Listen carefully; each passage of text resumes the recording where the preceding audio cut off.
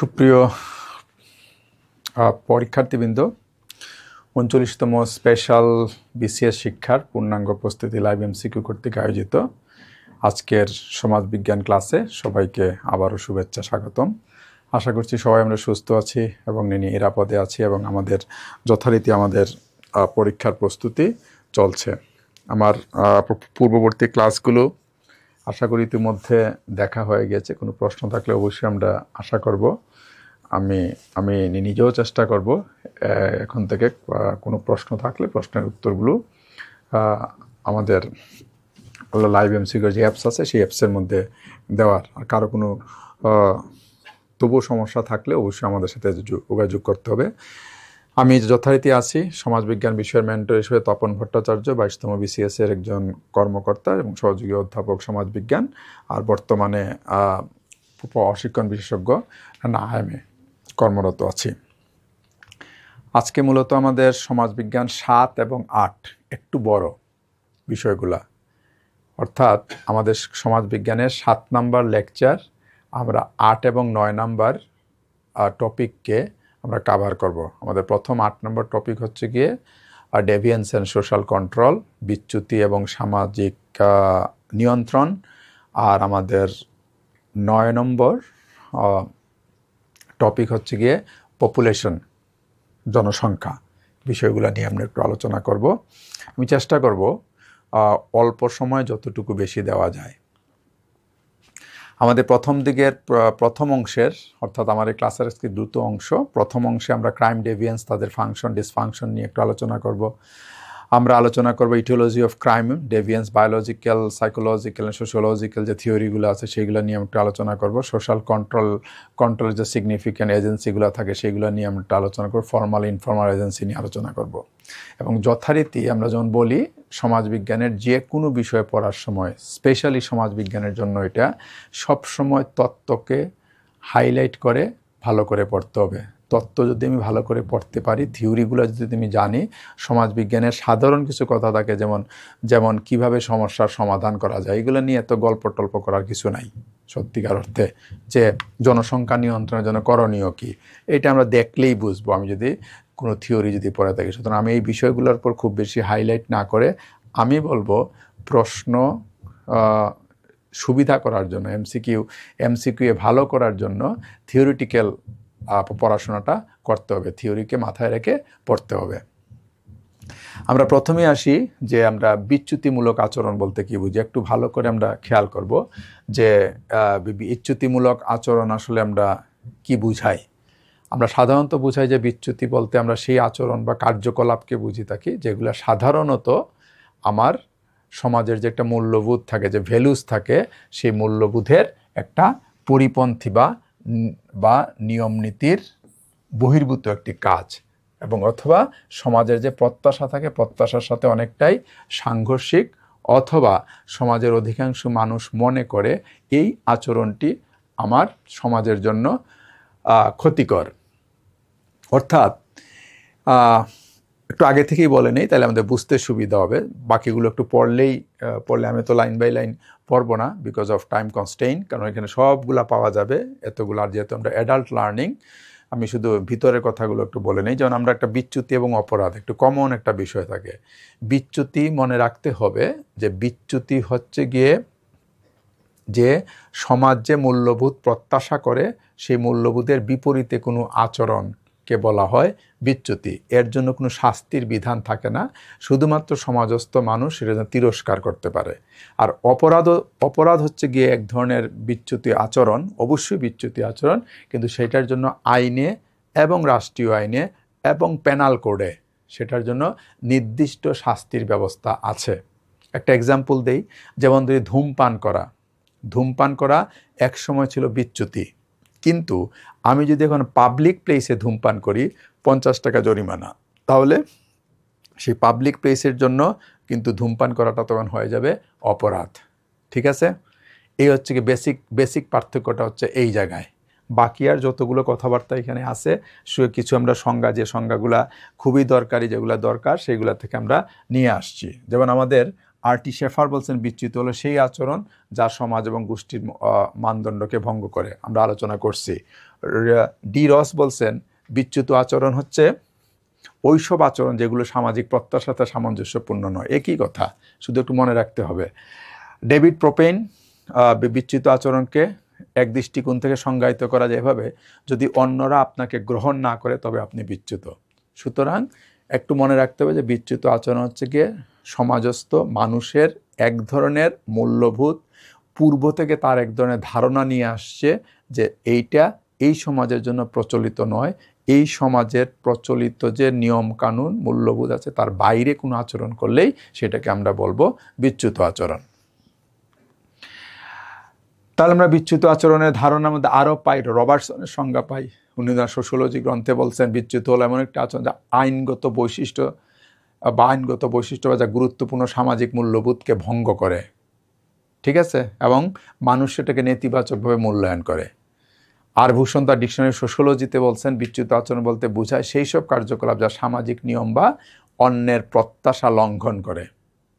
David Dressler বিচ্যুত আচরণকে বুঝতে হলে সামাজিক আদর্শের প্রেক্ষিতে বুঝতে হবে, অর্থাৎ সামাজিক আদর্শ থেকে যে আচরণ ভিন্ন। আদর্শ বলতে এখানে বোঝা হচ্ছে নর্মস, একটু বাংলা আমরা বলি, মানে ইংরেজি হচ্ছে গিয়ে নর্মসের বাংলা করা হয়েছে আদর্শ, আর মূল্যবোধ হচ্ছে গিয়ে ভ্যালুস, ঠিক আছে। আর এমিল ডুরখিম বলছেন যখন সমাজ কাঠামোর বৃহৎ অংশ তাদের ন্যায়পরায়ণতা বা সততা হারিয়ে ফেলে, মূল্যবোধহীন রাষ্ট্রের বাসিন্দা হয়ে পড়ে এবং চরম হতাশায় নিমজ্জিত হয়, তখন সেই পরিস্থিতি কি বলা যায়? বিচ্যুত আচরণ। যেহেতু ফাংশনালিস্ট থিওরি, মনে রাখতে হবে নি ফাংশনের ভিত্তিতে বলছেন। এই উনার থিওরিগুলো আমরা একটু পরে আলোচনা করব। অনেকগুলো সংজ্ঞা আমি নিয়ে আসছি ফর ইউর বেটার প্রিপারেশন। কলিন্সের ডিকশনারিতে বলা হয়েছে বিচ্যুতি হলো এমন এক সামাজিক আচরণ যা নির্দিষ্ট সামাজিক প্রেক্ষাপটে স্বাভাবিক গ্রহণযোগ্য আচরণ থেকে এটা ভিন্ন। সবগুলো মিলে কিন্তু কথায় এক, সমাজে প্রচলিত রীতিনীতির সাথে তাল মিলিয়ে না চলাটাই হচ্ছে সামাজিক বিচ্যুতি। সমাজবিজ্ঞানী ঘাম সামনার বলছেন বিচ্যুতি হলো সমাজ বা গোষ্ঠীর প্রতিষ্ঠিত নর্মস, বাংলা করে দিয়েছি আদর্শ বা নিয়ম লঙ্ঘন করে। বিচ্যুতিকে উনি 3 ভাগে ভাগ করছেন। একটা ফকোয়েস বলা হয় দৈনন্দিন সমাজের রীতিনীতি, যেমন কাঁটা চামচ ব্যবহারের নিয়ম। এটা হয়তো আমাদের দেশের জন্য এত বেশি ইম্পর্টেন্ট না, কিন্তু ইংল্যান্ডের জন্য কাঁটা চামচ ব্যবহার করাটা খুব, সে যদি না ব্যবহার করতে পারে ঠিক মতো, এটাকে আমরা বলে তার দেশের জন্য সেটা বিচ্যুত। মোর্স গভীর নৈতিক বা ধর্মীয় যে নর্মসগুলো বলে থাকে, যেমন বেবিচার বা ইনসেন্ট বা ট্যাবু। আর হচ্ছে কোডিফাইড ল, যে লগুলো সরকার কর্তৃক প্রণীত হয় সেগুলোকে যদি লঙ্ঘন করা হয়, লঙ্ঘন করলে সেগুলোকে আমরা বলে থাকি যে এইগুলো হবে গিয়ে বিচ্যুতি। বিচ্যুতিমূলক আচরণের উদাহরণ হতে পারে যেমন নাকখোটা, খুন, ধর্ষণ একাধারে বিচ্যুতি আচরণ। মনে রাখতে হবে যেহেতু এটার জন্য আবার শাস্তির বিধান আছে, মোর্স লঙ্ঘন করলেও কিন্তু এটা একই সাথে অপরাধ। তার মানে দাঁড়াচ্ছে যে সকল অপরাধী কিন্তু বিচ্যুতি, সকল অপরাধী কিন্তু বিচ্যুতি, সকল অপরাধী বিচ্যুতি, কিন্তু কি হবে? কিন্তু সকল বিচ্যুতি অপরাধ নয়, সকল বিচ্যুতি আবার অপরাধ নয়, এটা হচ্ছে মূল কথা। এই জন্যই আমরা বিচ্যুতির মধ্যে অপরাধকে আনবো, কিন্তু যখন সেই বিচ্যুতিকে আমরা অপরাধ বলবো যেটার জন্য আসলে শাস্তির বিধান থাকবে। বিচ্যুতিমূলক আচরণে আমরা বিভিন্ন ধরনকে এইভাবে করে সমাজবিজ্ঞানীরা ভাগ করছেন। একটা হচ্ছে কনসেনসাস ক্রাইম, যেটা খুন, ধর্ষণ, একটা কঠোর শাস্তি থাকে, সামাজিক প্রতিক্রিয়া থাকে। কনফ্লিক্ট ক্রাইম, পতিতাবৃত্তি, গাঁজা সেবন, এগুলোর মধ্যে মতবিরোধ থাকে, সামাজিক প্রতিক্রিয়া থেকে কেউ মনে করে যে না এটা ঠিক আছে, কেউ মনে করে যে না এটা ঠিক আছে, এরকম আছে। সোশ্যাল ডেভিয়েশন, মানসিক অসুস্থতা, প্রাতিষ্ঠানিক হস্তক্ষেপ চায়, কেউ মানসিকভাবে সে অসুস্থ হয়ে গেছে, ডেভিয়েন্ট আচরণ করে, যেমন সিজোফ্রেনিয়ার রোগী, তাই না, ওসিডি, যার আচরণের মধ্যে একটু বৈসাদৃশ্য দেখা যায়, সে এক ধরনের আচরণ করে, সেই ক্ষেত্রে সেগুলোকে আমরা সোশ্যাল ডেভিয়েশন বলি। সোশ্যাল ডাইভার্সন, উপেক্ষা বা শ্লেষ করি, যেটা চালানো ঠিক না, স্কেটবোর্ড চালানো, তারপরে হচ্ছে গিয়ে খুব দ্রুত গতিতে দ্রুত গতিতে শব্দ করে মোটরসাইকেল চালিয়ে যাচ্ছে, ভু ভু শব্দ করে, this is one kind of social diversion বলে থাকি আমরা। এটাও এক ধরনের বিচ্যুতি। বিচ্যুতিমূলক আচরণে আসলে একটা সামাজিক নির্মাণ থাকে, একটা সামাজিক প্রেক্ষাপট থাকে, চমৎকার সব জিনিস, যে একটা সামাজিক একটা নির্মাণ থাকে। অর্থাৎ আমার কাছে এক ধরনের মানসিকতা সৃষ্টি হয়, যেমন ধরি আমরা এরকম সময় ও সংস্কৃতিভেদে বিচ্যুতি চেঞ্জ হয়ে যেতে পারে। যেমন 50 বছর আগেও কানাডায় মেয়েদের স্কুলে প্যান্ট পরাটা ছিল হচ্ছে মানে মেয়েদের স্কুলে ছোটো প্যান্ট পরা যেটা সেটা ছিল, আর এখন সেটা স্বাভাবিক। ঠিক আছে, মোরাল এন্টারপ্রেনার থাকে সমাজের কিছু গোষ্ঠী, যেমন বিচারক এমিলি মার্ফির 1922 সালে একটা বই লিখছিলেন যেখানে দ্য ব্ল্যাক ক্যান্ডেলে উনি গাজাকে কিন্তু দিছিলেন যে এটাকে বিচ্যুতি হিসেবে আচরণ করে, বলছিলেন এটা নাকি একটা পাগলামির কারণ। অর্থাৎ কেউ তার নিজের সুবিধা অনুযায়ী সেটাকে বিচ্যুতি বলে মনে করত। ঠিক আছে, আর এখনকার সমাজে সেটা আবার অনেক বিচ্যুতি হয়তো উঠেও গেছে, তাই না? আমরা জানি যে আমরা এখন সমকামিতার কথা জানি, কোনো সমাজের জন্য সেটা এটা বিচ্যুতি আচরণ না, আমাদের মতো সমাজের জন্য সেটা হচ্ছে এক ধরনের বিচ্যুতি আচরণ। ইভেন আমরা এটা অপরাধের মধ্যেও ফেলি, এইভাবে নির্ভর করে। তাহলে আমরা যদি বিচ্যুতি আচরণকে যদি আরেকটু ধরনগুলোকে যদি আমরা আরেকটু চিহ্নিত করি, যেমন আচরণগত বিচ্যুতি হতে পারে সমাজের স্বাভাবিক নিয়মকানুন ভঙ্গ করে সে, আমরা উদাহরণ দিয়ে দিছি। এই টেবিলটা মোটামুটিভাবে পড়লে ধারণা পাওয়া যায়। পরীক্ষা নকল করা, প্রকাশ্যে মাদক সেবন, চুরি করা, ধর্মীয় স্থানে অশুভ আচরণ, এগুলো আচরণগত বিচ্যুতি। অভ্যাসগত বিচ্যুতি যেগুলো প্রতিনিয়ত করে, নিয়মিত পুনরাবৃত্তির মাধ্যমে যেগুলো হয়, প্রতিদিন মিথ্যা বলা, রাস্তায় থুতু ফেলা, নিয়মিত মদ্যপান, ক্লাসে ফাঁকি দেওয়া, বিচ্যুতি আচরণ। মনস্তাত্ত্বিক বিচ্যুতি, সাইকোলজিক্যালি কেউ যদি ভারসাম্যহীন হয়ে যায়, যেমন সিজোফিনিয়া, চিৎকার চেঁচামেচি, আত্মহত্যার চেষ্টা করা, ওসিডি, অবসেসিভ কম্পালসিভ ডিসঅর্ডার বলে থাকি আমরা, যে অস্বাভাবিক পুনরাবৃত্তি, মানসিক রোগের সহিংসতা, এগুলাকে আমরা বলে থাকি মনস্তাত্ত্বিক বিচ্যুতি। সাংস্কৃতিক বিচ্যুতি হতে পারে, যেমন হচ্ছে গিয়ে পশ্চিমা দেশের স্বাভাবিক যে ছোট পোশাক পরা, পশ্চিমে স্বাভাবিক কিন্তু আমাদের সমাজের অগ্রহণযোগ্য। হাত দিয়ে খাওয়া আমাদের সময় স্বাভাবিক, পশ্চিমে এটা অশোভন। বয়ফ্রেন্ড গার্লফ্রেন্ড সম্পর্ক, বহু বিবাহ প্রথা, এক একটা দেশের জন্য এক এক রকম, এটা একটা সাংস্কৃতিক বিচ্যুতি। আবার দুই ভাগে ভাগ করা যায়, এটা হচ্ছে ল্যামার্ট ভাগ করছিলেন, সমাজবিজ্ঞানী ল্যামার্ট ভাগ করছিলেন যে এটা হচ্ছে গিয়ে প্রাথমিক বিচ্যুতি এবং হচ্ছে গিয়ে গৌণ বিচ্যুতি। তো প্রাথমিক বিচ্যুতি হচ্ছে যেটা সাধারণ বা একবারের জন্য সংগঠিত, যেটাকে আমরা আচরণগত বিচ্যুতির মধ্যে ফেলতে পারি, সেটাকে যে খুব বেশি প্রভাব ফেলে না। আর গৌণ বিচ্যুতি সমাজ কর্তৃক যেগুলো লেবেলিং, বারবার বিচ্যুতি, এইটা একটা গুরুত্বপূর্ণ শব্দ মনে রাখতে হবে, যে তাকে আমরা লেবেল দিয়ে ফেলি যে সে বারবার এই কাজটা করে। তো সেই বারবার নকল করা, চিরস্থায়ী নকলকারী হিসেবে তাকে আমরা এক ধরনের লেবেলিং দিয়ে ফেলি, যে তাকে আমরা চিরস্থায়ী নকলবাজ বলি না, এরকম তখন হয়ে যায়। যখন সে বারবার চুরি করে তখন আমরা বলে থাকি চোর, এরকম আমরা নাম দেই, এক ধরনের ট্যাগ দেই তাকে, এগুলো বলে থাকি আমরা লেবেলিং থিওরি। ঠিক আছে, সাধারণভাবে। আচ্ছা, তো এইটুকু গেল আমাদের বিচ্যুতি নিয়ে। আর অপরাধের যখন আসবো, অপরাধের মূলত হচ্ছে মূল্যবোধ বিরোধী এবং রাষ্ট্রীয় আইন বিরোধী কাজকেই আমরা অপরাধ বলে থাকি। অর্থাৎ সমাজ বা রাষ্ট্রের প্রতিষ্ঠিত নিয়মকানুনের বিপরীতে কোনো কাজ সংগঠিত হলে এবং তার জন্য যদি আমার শাস্তির ব্যবস্থা থাকে, তাহলে সেটাকে আমরা অপরাধ বলবো।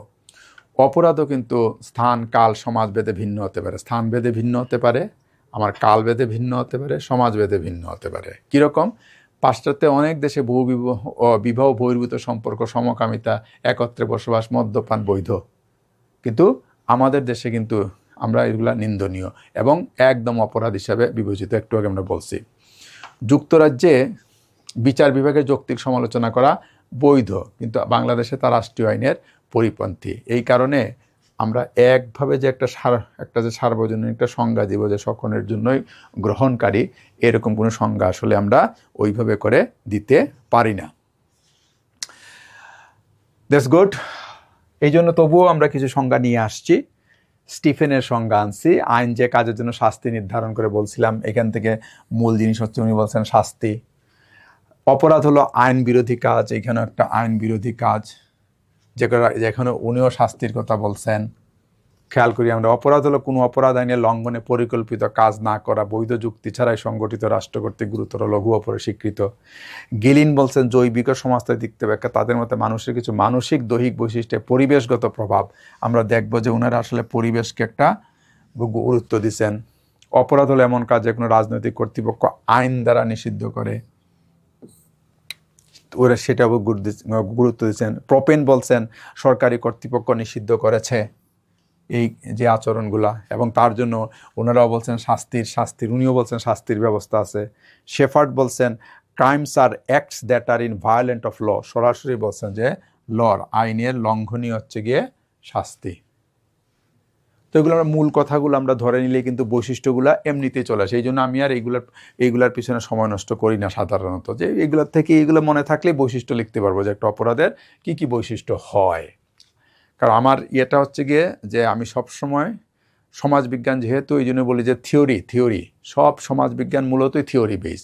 থিওরি না ছাড়া সমাজবিজ্ঞানে কোনো কথা নাই, ইউ ক্যান ট্রাস্ট, কোনো কথা নাই, কোনো উত্তর ইভেন যদি আমার রিটেন এক্সামও হয়, থিওরি না ছাড়া আমরা কোনো উত্তর দেখিই না।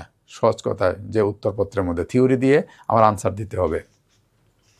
অপরাধ সংগঠনের 3টা ধাপ থাকে সাধারণত। একটা হচ্ছে আমার ইচ্ছা থাকতে হবে, প্রথম অপরাধ করার মানসিক বাসনা। শুধু ইচ্ছা আইনত অপরাধ নয়, আমি কাউকে খুন করতে চাচ্ছি এটা কোনো অপরাধ না, যতক্ষণ পর্যন্ত না আমি এটাকে বাস্তবায়িত না করতেছি।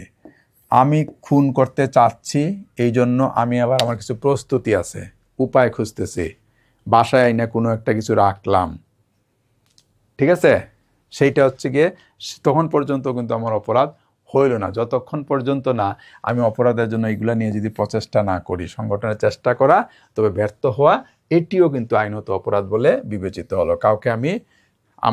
কাউকে খুন করব, এটা আমার, কিন্তু আমি খুন এখনো করি নাই, অপরাধ হয় নাই।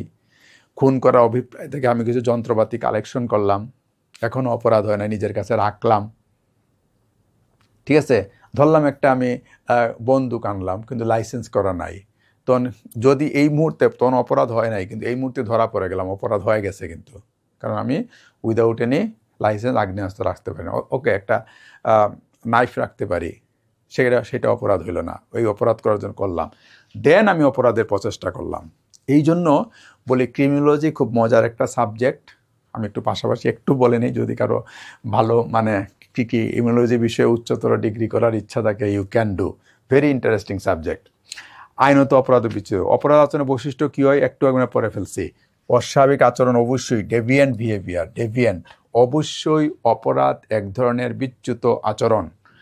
আইন পরিপন্থী কর্মকাণ্ড, কর্তব্যে অবহেলা, সম্পত্তি ব্যক্তির ক্ষতি সাধন, সমাজের শৃঙ্খলা ভঙ্গ, সমাজের নৈতিক এবং মূল্যবোধ বিরোধী কার্য, সেগুলো কি আমরা সাধারণত অপরাধের একটা বৈশিষ্ট্য হিসাবে ধরি। এখানে যতগুলা আলোচনা করছি, জাস্ট ইউ সি, যে সবগুলা এখানে মোরলেস আছে। আমার ধারণা এইটার পিছনে আর বেশি আমার সময় দেওয়ার প্রয়োজন পড়বে না, কেননা চমৎকারভাবে এখানে আমি চেষ্টা করছি একটা ছোট্ট, এবং সেটা সরাসরি আমি একটা ইংরেজি বইয়ের কষ্ট করে বাংলা করছি। হ্যাঁ, কিছু যন্ত্রপাতি সাহায্য তখন আছে, এই যন্ত্রপাতি সাহায্য নিয়ে করা যায়, তবু তো ভাষা দেখতে হয়। তো আমার কাছে মনে হয়েছে যে এখানে অনেকগুলা বিষয় একটা ইংরেজি বইয়ের মধ্যে চমৎকার করে নিয়ে আসছিল, ঠিক আছে, আমরা সেটাকে দেওয়ার চেষ্টা করছি। বিচ্যুত আচরণ এবং অপরাধের মধ্যে সংজ্ঞা, তার বৈধতা, তাই না, আমরা কয়েকটা একটু পড়াই দিই। যদি বৈধতা হচ্ছে বিচ্যুত আচরণ সবসময় অবৈধ নয়, অনেক ক্ষেত্রে তা আইনের বিরোধী না হলেও সামাজিক অগ্রাহ্য হতে পারে। অপরাধ সবসময় কিন্তু অবৈধ। বিচ্যুত আচরণ নিয়ম নীতি দ্বারা নির্ধারিত হয়, আর অপরাধ নির্ধারিত হয় আইন দ্বারা। আনুভূমিকতা, বিচ্যুত আচরণ হচ্ছে বিষয়ভিত্তিক, ভিন্ন সমাজ গোষ্ঠীতে তার মানে ভিন্ন হতে পারে। অপরাধ তুলনামূলক কম বিষয়ভিত্তিক, মোটামুটি পৃথিবীর সকল দেশে সকল স্থানেই খুন একটি অপরাধ, এটা বোঝানো হচ্ছে, ঠিক আছে। আর ইচ্ছাকৃত, বিচ্যুত আচরণ সবসময় সচেতনভাবে নিয়মভঙ্গের উদ্দেশ্যে হয় না, অনেক সময় দেখা যায় সে মানসিকভাবে হয়ে গেছে, থুতু এসে গেছে, ফেলে দিছে, কি করবে, বিচ্যুত আচরণ। কিন্তু অপরাধ সাধারণত ইচ্ছাকৃতভাবে কোনো না কোনোভাবে সে কিন্তু ইচ্ছাকৃতভাবে সে থাকে, যেখানে তার একটা মনোভাব জড়িত থাকে। পরিণতি, বিচ্যুত আচরণ হচ্ছে গিয়ে সামাজিক অসম্মান, কলঙ্ক, গোষ্ঠীর অনানুষ্ঠানিক শাস্তির কারণ হতে পারে। অপরাধ সবসময় আইনি পরিণতি ডেকে আনে, অর্থাৎ আমি যদি খুন করি আমার জন্য শাস্তি থাকবে। বিচ্যুত আচরণ অন্যদের সমাজের ক্ষতি নাও হতে পারে, এটি কখনো ক্ষতিহীন বৈশিষ্ট্য হতে পারে, কিন্তু অপরাধ ক্ষতির কারণ হবে। বিচ্যুত আচরণ নিয়ন্ত্রিত সামাজিক নিয়ন্ত্রণের মাধ্যমে অনানুষ্ঠানিক শাস্তি, অবজ্ঞা, সহপাঠীর চাপ এগুলো দিয়ে হয়। আর পুলিশ, আদালত, কারাগার এগুলো ইম্পর্টেন্ট চলে আসছে, কিন্তু সবগুলা কীভাবে করে অর্থাৎ কীভাবে করে অপরাধ নিয়ন্ত্রণ করা হবে সব এই টেবিল থেকে পাওয়া যাবে। You can trust me. লেভেলিং চিহ্নিত করা, বিচ্যুত আচরণে মানুষকে বিচ্যুত বলে চিহ্নিত করা হয়, আর অপরাধ আইনে তাকে আমরা অপরাধী বলে চিহ্নিত করি। বিচ্যুত আচরণ বিভিন্ন মাত্রায় হতে পারে, ক্ষুদ্র থেকে গুরুতর। আর অপরাধ সাধারণত নির্দিষ্ট আইন দ্বারা সংজ্ঞায়িত থাকে। অপরাধের জন্য নির্দিষ্ট আইন থাকে, সেই আইন অনুযায়ী সেটা সংজ্ঞায়িত করা থাকে, এটা অপরাধ হলো কিনা না। আরও আছে সামাজিক প্রতিক্রিয়া কেমন হয়। মানুষ সাধারণত লজ্জা দেয়, পুনর্বাসন করে, কিন্তু এখানে আমার তদন্ত হবে, গ্রেফতার হবে, বিচার হবে, দণ্ড হবে। চমৎকার করে কিন্তু লিলি লিখে দেওয়া আছে কীভাবে করে কোনটা হবে। অস্বাভাবিক পোশাক করা, অপ্রচলিত জীবনযাপন, সামাজিক রীতিনীতিভঙ্গ এগুলো হচ্ছে গিয়ে বিচ্যুতির উদাহরণ। চুরি, হামলা, মাদক রাখা, হত্যা, ডাকাতি, জালিয়াতি এগুলো হচ্ছে অপরাধ। বিচ্যুত আচরণ সবসময় ক্ষতিকর উদ্দেশ্যে নাও হতে পারে, আবার অপরাধ সাধারণত ব্যক্তিগত লাভ থেকে হয়েছে। সামাজিক গ্রহণযোগ্যতা, বিচ্যুতি কিছু ক্ষেত্রে গ্রহণযোগ্য হতে পারে, অপরাধ সর্বত্রই কিন্তু নিন্দনীয় হয়। বিচ্যুতি আচরণ আইন সংজ্ঞায়িত না, অপরাধ কিন্তু আইন দ্বারা অবশ্যই সংজ্ঞায়িত। এগুলো আশা করি মনে থাকবে। সামাজিক ক্ষতি, বিচ্যুতি আচরণে সামাজিক ক্ষতি হতে পারে, নাও হতে পারে, কিন্তু অপরাধে সামাজিক ক্ষতি হবেই। সামাজিক শৃঙ্খলা, বিচ্যুতি আচরণ সামাজিক নিয়মের সীমা প্রসারিত করতে পারে, কিন্তু সর্বদা সমাজের শৃঙ্খলা ভঙ্গ করে না। এটা অনেকটা ফাংশনালিস্টদের ধারণার থেকে নিয়ে আসা হয়েছে, ফাংশনালিস্টদের ধারণা থেকে। আর অপরাধ সবসময় সমাজের শৃঙ্খলার জন্য সরাসরি একটা হুমকি। সচেতনতা বৃদ্ধি, শিক্ষা, অনানুষ্ঠানিক সামাজিক নিয়ন্ত্রণের মাধ্যমে এগুলো সমাধান করা যায়। আমি কিন্তু প্রতিকার সব চলে আসছে। অপরাধ প্রতিরোধ আইন প্রয়োগ করে শাস্তি, পুনর্বাসন ইত্যাদির মাধ্যমে হয়। পুনর্বাসনের আলোচনা আমরা করব, অসুবিধা নাই। হ্যাঁ, সামাজিক নির্মাণ, বিচ্যুতি একটি সামাজিক নির্মাণ, আলোচনা করে গেছি। মানুষের মনোজাগতিক জগতে সে এক ধরনের, সাংস্কৃতিক জগতে সে এক ধরনের বৈশিষ্ট্য সে চিহ্নিত করে, একটা মূল্যবোধ ধারণ করে। সেই মূল্যবোধ থেকেই আসলে সে সেই বিচ্যুতিকে চিহ্নিত করার চেষ্টা করে। উদ্দেশ্যের ভূমিকা, বিচ্যুত আচরণের উদ্দেশ্য প্রধান নয়, বরং সামাজিক ব্যাখ্যা গুরুত্বপূর্ণ। অপরাধে হচ্ছে গিয়ে উদ্দেশ্য গুরুত্বপূর্ণ, কি কারণে করতেছি। বিচ্যুত কখনো কখনো সমাজ পরিবর্তন বা অগ্রগতির হাতিয়ার হতে পারে। অপরাধ সবসময় সামাজিক সংগতিকে দুর্বল করে। ঠিক আছে। আইনি প্রক্রিয়া, বিচ্যুতি সাধারণত আইন প্রক্রিয়াদের আওতায় পড়ে না। এটাকে সাধারণত তিরস্কার করি। ছেলেটা ভালো না, ছেলেটি সিগারেট খায়, এই কথাগুলো আমরা বলি, আর কিছু বলি না। অপরাধ কিন্তু সর্বদা আইনি প্রক্রিয়ার মাধ্যমে হয়। ব্যক্তিগত অধিকার প্রভাব, বিচ্যুতি আচরণ সবসময় অন্যের অধিকার লঙ্ঘন করে না, কিন্তু অপরাধ অন্যের অধিকারকে লঙ্ঘন করে। বিচ্যুতি আচরণে জনমত ভিন্ন হতে পারে, কেউ গ্রহণ করে, কেউ নিন্দা করে, কেউ কিছু বলেও না, এমনও হতে পারে। কিন্তু অপরাধ সাধারণত সবাই নেতিবাচক মনোভাব রাখে। পরিসংখ্যানগত অনুসরণ, বিচ্যুতি বিষয়ভিত্তিক হওয়ার পরিসংখ্যানগত ট্র্যাক করা কঠিন, খুব অসম্ভব এটা বের করা যে আচ্ছা আপনার পরিবারে কয়জন মিথ্যা কথা বলে। সুতরাং এটা পরিসংখ্যানগতভাবে বের করা খুব কঠিন। কিন্তু অপরাধ নিয়মিতভাবে পুলিশ, আদালতের মাধ্যমে, এখনও যদি আমরা বাংলাদেশের মেট্রোপলিটন পুলিশ ডিএমপির যদি কোনো ওয়েবসাইটে যাই, এই মাসে গত মাসে কতটা অপরাধ ঘটছে তার একটা পরিসংখ্যান আমরা পেয়ে যাব, কিন্তু বিচ্যুতির পরিসংখ্যান পাবো না, এটা বলা হচ্ছে। পুনর্বাসন, বিচ্যুতি আচরণ বা পুনর্বাসন কিন্তু প্রধান উদ্দেশ্য নয়, কিন্তু অপরাধের একটা পুনর্বাসন একটি গুরুত্বপূর্ণ বিষয় থাকে। আমরা আলোচনা করব অপরাধের ক্ষেত্রে, আমরা প্যারোলের কথা জানি, প্রবেশনের কথা জানি, এগুলো আমরা একটা আলোচনা করব। ক্ষমতার সম্পর্ক, বিচ্যুতি কখনো বিদ্যমান ক্ষমতা কাঠামোকে চ্যালেঞ্জ করে অপরাধ ক্ষমতা কাঠামো অপব্যয় বা অন্যকে ক্ষতি করার মাধ্যমে প্রকাশ পেতে পারে। আইনি পরিণতি কী হয়, বিচ্যুতি আচরণ আইনি পরিণতি নাই, সামাজিক শাস্তি থাকতে পারে। নৈতিক প্রভাব কীভাবে ভিন্নভাবে বিচার করা হয়, জনপ্রতীকে বিচ্যুতি জনপ্রতীক সাংস্কৃতিক নৈতিক দৃষ্টিভঙ্গি নির্ভর করে। বিচ্যুতি সংস্কৃতি ভেদে পরিবর্তনশীল হয়। সামাজিকীকরণ, বিচ্যুতি আচরণ সামাজিকীকরণ সংস্কৃতির ব্যক্তিগত বৈশিষ্ট্যের কারণে হতে পারে।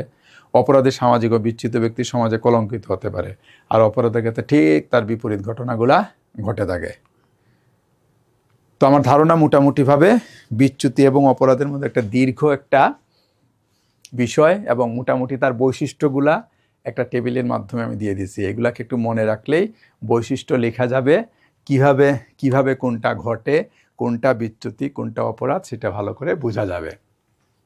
এখন আমরা আসি সমাজতাত্ত্বিক বিভিন্ন তত্ত্বগুলোর জন্য।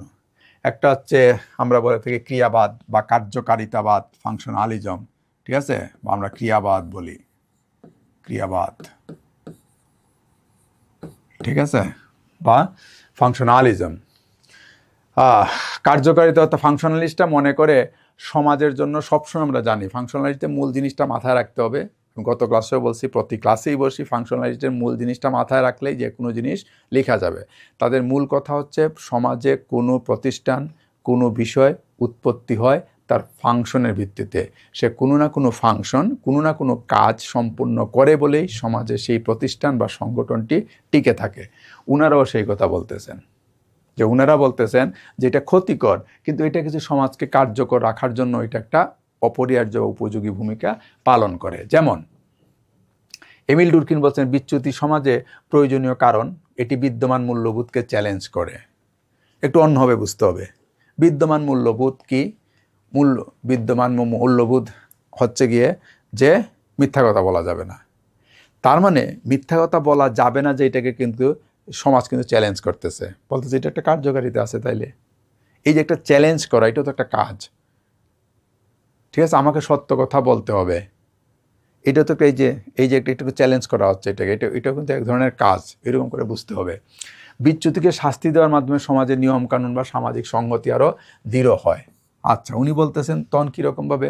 আমি যে কাউকে বলতেছি যে এই ছেলেটা ভালো না, এই যে তার প্রতি যে এক ধরনের যে প্রতিক্রিয়া আমি দেখালাম, যে সোশ্যাল রিয়াকশন বলে থাকি আমরা, যে একটা সোশ্যাল রিয়াকশন যে দেখালাম, সেইটার বলতেছেন যে সেইটার কারণে কোনো না কোনোভাবে একটা সামাজিক সংগতি কিন্তু বজায় করে। হয়তো সে রিফাইন হয়ে গেল, সে আবার সেই সমাজে ফেরত আসলো, সেইটা বলছেন উনি সামাজিক সংগতি দৃঢ় করে। এটা হচ্ছে শিকাগো স্কুলের তাত্ত্বিকটা সোশ্যাল ডিসঅর্গানাইজেশন থিওরি দিচ্ছেন। ওনারা বলতেছেন দুর্বল সামাজিক বন্ধন নিয়ন্ত্রণী সমাজে আসলে অপরাধ বেশি ঘটে থাকে। আসলে বিচ্যুতি এবং অপরাধের সংজ্ঞাগুলো কিন্তু প্রায় কাছাকাছি। যারা সমাজের মূলধারা একীভূত হতে পারে না তাদের মধ্যে অপরাধ প্রবণতা বা বিচ্যুতি হওয়ার প্রবণতা দেখা দেয়। টার্ভিস হার্সি তার কন্ট্রোল থিওরি 1969-এ বলছেন সামাজিক বন্ধনের 4টি উপাদান: অ্যাটাচমেন্ট, জানি আমরা, সংহতি,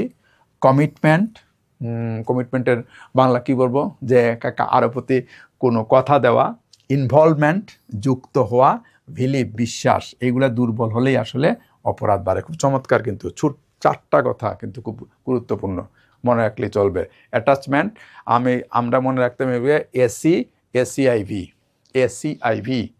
অর্থাৎ অ্যাটাচমেন্ট, কমিটমেন্ট, ইনভলভমেন্ট আর হচ্ছে গিয়ে বিলিভ। এই 3টার মধ্যে যদি সমস্যা দেখা দেয় তাই বা দুর্বল হলেই কিন্তু অপরাধ বাড়ে। তারপরে বিখ্যাত থিওরি রবার্ট মার্টন স্ট্রেইন থিওরি বলতেছেন যে মানুষ সামাজিকভাবে গ্রহণযোগ্য লক্ষ্য, তার অর্থনৈতিক সাফল্য সে অর্জন করতে চায়, এটা হচ্ছে তার লক্ষ্য, ঠিক আছে, এটা হচ্ছে তার এন্ড বলি অথবা উনি গোল বলছেন, ঠিক আছে, অর্জন করতে চায়, কিন্তু তার সবার পক্ষে বৈধ উপায় তা সম্ভব করা হয় না, এটাকে উনি বলছেন মিনস। এটা হচ্ছে গিয়ে মিনস, উপায়টা হচ্ছে মিনস, আর লক্ষ্যটা হচ্ছে গিয়ে তার এন্ডস আর মিনসের মধ্যে, অর্থাৎ সহজ কথা হচ্ছে গিয়ে এন্ডস এবং মিনসের মধ্যে আসলে এক ধরনের পার্থক্য হয়, ঠিক আছে, তার গোল এবং উপায়। এটা চমৎকারভাবে কিনা আমরা উদাহরণ সহ আমি দিছি। তাকে যখন সেই অসামঞ্জস্যপূর্ণতা আসে, তখনই আসলে তার মধ্যে এক ধরনের বিচ্যুত আচরণ, ডেভিয়েন্ট বিহেভিয়ার বা অপরাধ প্রবণতা দেখা যায়। যেমন উনি পাঁচটার কথা বলছেন। একটা হচ্ছে কনফর্মিটি, বলছেন নিয়ম মেনে চলা, এটা হচ্ছে সমাজ পদ্ধতি, সমাজ যেভাবে করে লক্ষ্য নির্ধারণ করে দিছে সেইভাবে করে করা। যেমন পরীক্ষায় ভালো করতে হলে বেশি পড়াশোনা করতে হবে, একজন ছাত্র পড়াশোনা ভালো করে করতেছে, পরীক্ষায় সে ভালো করে দিয়ে লেখাটেখা করে ভালো রেজাল্ট করতেছে, এটা হচ্ছে কনফর্মিটি। ইনোভেশন, অবৈধ উপায়ে লক্ষ্য অর্জন, তার লক্ষ্য ঠিক আছে, সে ভালো করবে, কিন্তু উপায়টা ভিন্ন, যে আমি পরীক্ষায় ভালো করতে চাই কিন্তু নকল করে ভালো করব। তো সুতরাং এই যে তার লক্ষ্য মেনে নেওয়া, কিন্তু অবৈধ পদ্ধতি, যেমন হচ্ছে দুর্নীতি। কেন? সে বড় লোক হবে, ঠিক আছে, কিন্তু লক্ষ্য হচ্ছে বড় লোক হওয়া ভালো, খারাপ না, ধনী হতে হবে, সে সমাজের মধ্যে তার মর্যাদা, ক্ষমতা, ওই আগের কথাগুলো আসতে হবে, কিন্তু সেটা সে যে লক্ষ্য অর্জনের যে কৌশল সেটা হচ্ছে তার দুর্নীতি করে করবে। আচ্ছা, এইটা হচ্ছে গিয়ে সে লক্ষ্য ত্যাগ করা কিন্তু নিয়ম মেনে চলা। এইটা হচ্ছে যেমন নিষ্ক্রিয় কর্মচারী, যে ওনার কোনো লক্ষ্য নাই, হ্যাঁ, কোনো লক্ষ্য টক্ষ্য ত্যাগ করে বলছেন কিন্তু নিয়ম মেনে চলে, বলতেছেন যে যাই হোক, যা খুশি হোক আমার জীবনে, গরিব থাকলে গরিবই থাকবো কিন্তু ঘুষ খাবো না। এরা হচ্ছে এই দলের মানুষ। যা আছে দেখি না কি হয়, মানবই না, ঘুষ খাবই না, দুর্নীতি করবই না। সুতরাং ওনার কোনো লক্ষ্য নাই কিন্তু উনি নিয়ম মেনে চলে। আচ্ছা, আরেকটা হচ্ছে এটাই নিজম, লক্ষ্য এবং উপায় উভয়কেই ত্যাগ করা। প্রত্যাগ, লক্ষ্য এবং পদ্ধতি উভয়কেই ত্যাগ। যেমন একটা মাদকাসক্ত লোক বেরোয়, তার কোনো না আছে লক্ষ্য, না আছে উদ্দেশ্য, না আছে উপায়। সহজ বাংলায় আমরা বলি যেখানে রাত এখানেই কাত। এরা হচ্ছে গিয়ে এই ধরনের লোক। আরেক দল হচ্ছে গিয়ে রিভিলিয়ন, তারা হচ্ছে একটু বিপ্লবী লোকজন। তারা নতুন লক্ষ্য পদ্ধতি প্রতিষ্ঠার চেষ্টা করে এবং সামাজিক আন্দোলন গড়ে তোলে, ঠিক আছে, এটা রিভিলিয়ন। বাংলাদেশের প্রেক্ষিতে এই যে আমরা জুলাইয়ের যে বিপ্লব, সেটাকে আমরা এই 5-এর মধ্যে ফেলি, ঠিক আছে। এই জন্য বলি সমাজবিজ্ঞান দিয়ে সব কিছু ব্যাখ্যা করা যায়, ভেরি ইজি টু ডিসক্রাইব, ঠিক আছে। পুরনো সব লক্ষ্য টক্ষ্য উপায় টুকায় ভাঙ্গা নতুন লক্ষ্যের দিকে যাচ্ছে। হতে পারে আরব, গত ক্লাসে উদাহরণ দিচ্ছে আরব বসন্ত, ফরাসি বিপ্লব, ঠিক আছে। এটা হচ্ছে গিয়ে আমাদের রিভেলিয়ন বা বিদ্রোহী বলা হয় লক্ষ্য। এটা কার থিওরি ছিল? এই থিওরিটা ছিল রবার্ট মার্টনের, খুব গুরুত্বপূর্ণ থিওরি, স্ট্রেইন থিওরি, ঠিক আছে। রবার্ট মার্টনকে বলা হয় একজন মধ্যম পরিসর থিওরি দিচ্ছেন উনি, মধ্যম পরিসর, মিডিল রেঞ্জ থিওরি দেন তারা। আর কনফ্লিক্ট থিওরি বা ক্রিটিক্যাল সোশিওলজি, আবারও সেই ওরা হচ্ছে মার্কসের লোকজন, যারা কনফ্লিক্ট থিওরিস্ট, বা ওদেরকে আমরা ক্রিটিক্যাল সোশিওলজিও বলে থাকি। অপরাধ সমাজের বৈষম্য এবং ক্ষমতার, ওলা বলতেছেন ক্ষমতার অসম বন্টনের ফল। গরিবদের অপরাধ চুরি চিন্তায় সমাজে বেশি দৃশ্যমান হলে ধনীদের যে হোয়াইট কালার ক্রাইম হয়, আমরা একটু আলোচনা করি। হোয়াইট কালার ক্রাইম হচ্ছে গিয়ে কর ফাঁকি, দুর্নীতি, কর্পোরেট প্রতারণা। ক্রাইম করতেছে কিন্তু ধরতে পারতেছি না, তাদেরকে বলা হয় অনেক বেশি ক্ষতিকর। সিরাইট মিল বলছেন, পাওয়ার এলিট থিওরি দিয়েছেন 1956 সালে, বলছেন ধনী প্রভাবশালী ব্যক্তিরা, রাজনীতিবিদরা, ব্যবসায়ীরা, সামরিক নেতা সমাজের নিয়মকে নিজেদের স্বার্থে নিয়ন্ত্রণ করে, তাই ধনীদের দেখা যায় যে অপরাধ ক্ষমাযোগ্য, কিন্তু একটা গরিবের অপরাধ তখন শাস্তিযোগ্য হয়ে ওঠে। ওকে, এটা ছিল সংঘাত তত্ত্বের মূল কথা। সিম্বলিক ইন্টারেকশনিজমরা কি বলে? বিচ্যুতি নির্ভর করে। চমৎকার সব থিওরি, এই জন্য বলছিল মনে রাখতে হবে, এবং এতভাবে সুন্দর বোঝা যায়।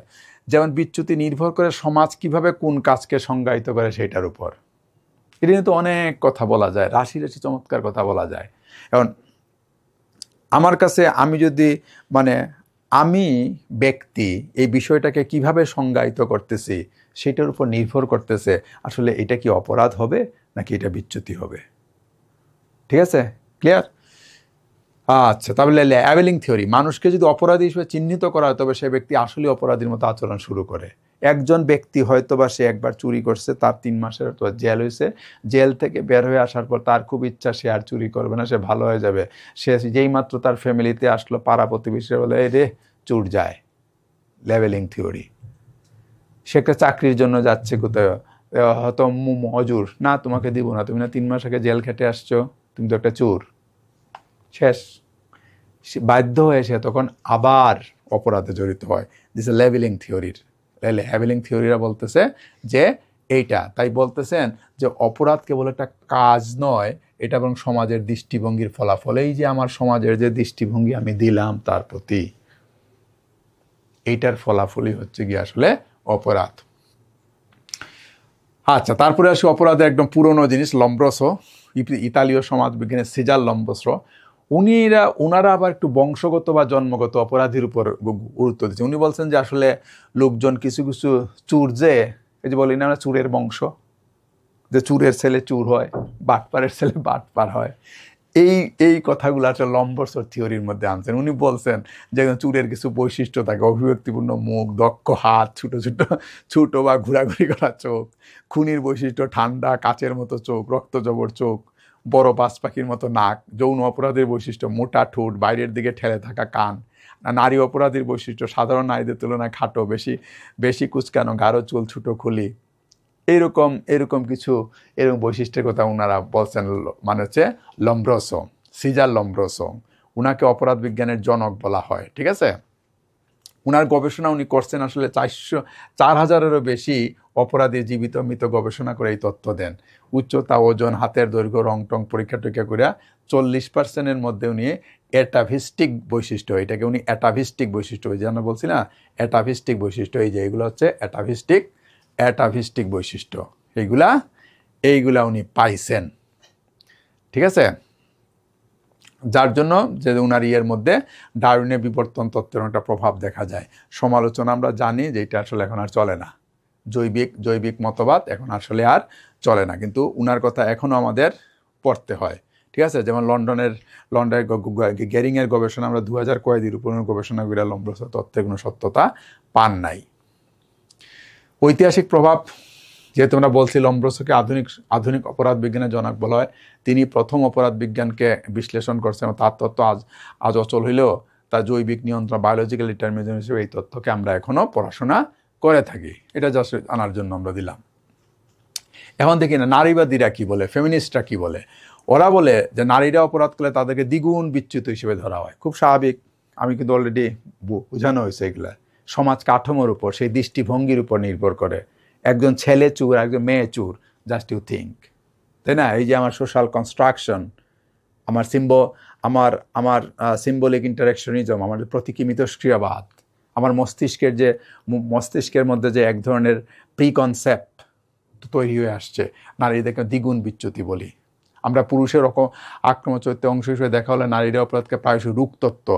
একজন পুরুষ খুন করলে বলি যে আচ্ছা খুনি হয়েছে, আচ্ছা হয়েছে, কিন্তু একটা মেয়ে যদি ইয়ে করে তারে আমরা দেখি এত মেন্টালি ডিসঅর্ডার, এত খারাপ। একটা পুরুষ যদি কোনো অনৈতিক কাজ করে তাকে আমরা স্বাভাবিকভাবেই সমাজ মেনে নেয়, কিন্তু নারীকে সরাসরি একটা লেবেলিং দিয়ে দেয়, চরিত্রহীন, চরিত্র নাই। ঠিক আছে না? সেইগুলো আমরা বলতেছে না, নারীবাদীরা বলতেছে এইরকম যে পিতৃতান্ত্রিক মনোভাব এখানে স্পষ্ট হয়ে ওঠে। ঠিক আছে, গর্ভপাত, ধর্ষণ, বৈবাহিক সহিংসতা অনেক দিন ধরে অপরাধ হিসেবে কিন্তু আসলে গুরুত্ব পায় নাই, দীর্ঘকাল ধরে এগুলো ছিল। মায়ের পর মায়ের তো হয়েছে না, সাংসারিক নির্যাতন হয়েছে, সংসার নির্যাতন, তারপরে তো নারী নির্যাতন আইন তো অনেক পরে হয়েছে, সেই দিনের ঘটনা না। নারী নির্যাতন আইন হাজার বছর ধরে না নারীরা নির্যাতিত হয়েছে।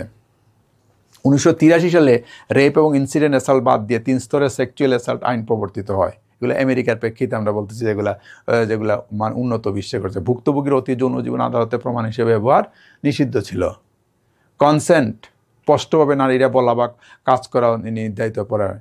গৃহস্থের সঙ্গে যেটা এখন একটা ডোমেস্টিক ভায়োলেন্স খুব পরিমাণে বাড়তেছে, বিরুদ্ধে জিরো টলারেন্স পলিসি প্রতিষ্ঠা করা হয়, যেখানে পুলিশের বাধ্যতামূলক হস্তক্ষেপ নিশ্চিত হয়। এগুলো অনেক পরে আসছে। নারীবাদীদের কারণেই এই আইনগুলা পরবর্তীতে আসছে। প্রতীকী মিথস্ক্রিয়াবাদের মধ্যে আরেকটা গুরুত্বপূর্ণ কিছু তথ্য আমরা এখানে নিয়ে আসছি, যেখানে ওনার বলছে বিচ্যুতি কোনো জন্মগত নয়, বরং সামাজিক মিথস্ক্রিয়ার মাধ্যমে শেখা হয়। এটা একটা গুরুত্বপূর্ণ, এটা হচ্ছে বেকারের কথা ছিল। আর এডউইন সাদারল্যান্ড, উনারটা দেখতে ডিফারেন্সিয়াল অ্যাসোসিয়েশন থিওরি খুব গুরুত্বপূর্ণ অপরাধ বিজ্ঞানের জন্য। ঠিক আছে, শুনি সেটা বলছেন। সাদারল্যান্ড হচ্ছে 1939 সালে তার প্রিন্সিপালস অফ ক্রিমিনোলজি গ্রন্থে ডিফারেন্সিয়াল অ্যাসোসিয়েশন তত্ত্ব দেন। এই তত্ত্ব অনুসারে যে অপরাধী আচরণ শেখা হয়, জন্মগতভাবে কি অপরাধী নয় বা স্বতঃস্ফূর্ত উদ্ভূত হয় না, একটা শেখার প্রক্রিয়া। কিভাবে করে শিখে? সামাজিক যোগাযোগ, ঘনিষ্ঠ গোষ্ঠীর মাধ্যমে। এটা শুধু মনে রাখলেই চলবে, ওনার মেইন কথা যে সামাজিক যোগাযোগ ঘনিষ্ঠ গোষ্ঠীর মাধ্যমে ঘটে থাকে। আমি সিম্পল একটা উদাহরণ দেই। সাধারণত দেখা যায় সরকার, আমরা যেহেতু সরকারি চাকরি করি, সরকারি চাকরি থেকেই বলি, সরকারি চাকরিজীবী যারা খুব ঘন ঘন বদলি হয়, তাদের ছেলে মেয়েদের মধ্যে জেনারেলি অপরাধ প্রবণতা বা বিচ্যুত আচরণ একটু বেশি দেখা যায়। কেন দেখা যায়? কারণ এক অঞ্চল থেকে যখন আরেক অঞ্চলে যায়, তখন ছেলে বা মেয়ে তার যে বয়সন্ধিকাল সময়কালে যখন যদি পরিবর্তনটা বেশি হয়, মানে জায়গার পরিবর্তনটা যদি বেশি হয়, তখন সে বিভিন্নমুখী এরকম মেলামেশা হয়। একবার বরিশাল অঞ্চলে, একবার সিলেট অঞ্চলে, একবার কুমিল্লা অঞ্চলে বারবার বদলি হচ্ছেন।